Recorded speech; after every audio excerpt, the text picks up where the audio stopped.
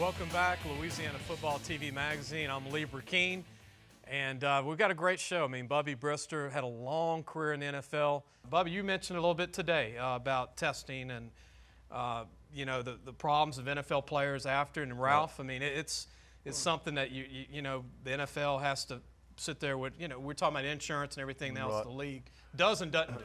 Well, they're doing better now, and you know, watching that show, when I watched it, Mike Webster was my center, Terry was my guard, and Justin was my tackle, and boy, it hit home. And then Ralph played center too. So when you start thinking about that and you go back, they were just like battering rams coming off the ball. And back in the day, they taught leading with your head and all that. They're doing so much better now with the rules and the concussion protocol. And you know, my little guy's playing football, and I feel safer now than ever because of the things that they're doing to protect the kids now. Ken, your thoughts? Do you have a Super Bowl pick at all before we go to break? Well, of course, I did the Voodoo broadcasts and just finished doing them when they left after last year and shut down operations. So know a little bit about that. Super Bowl, I'm on record. I picked Pittsburgh and Carolina to make the Super Bowl. Carolina, I think, is actually better with Benjamin back, who's a big-time receiver and gives Newton another target. They run the ball well.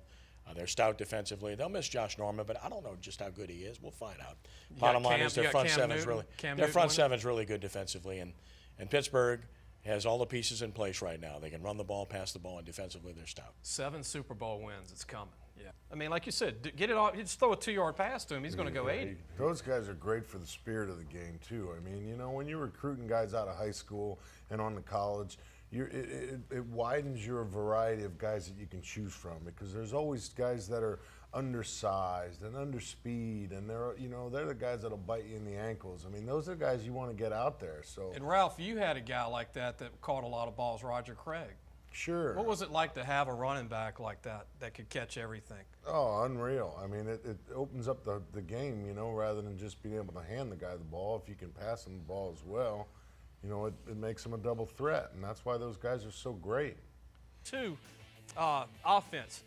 Cordavian Washington ran for 322 yards, had 509 all-purpose yards in one game.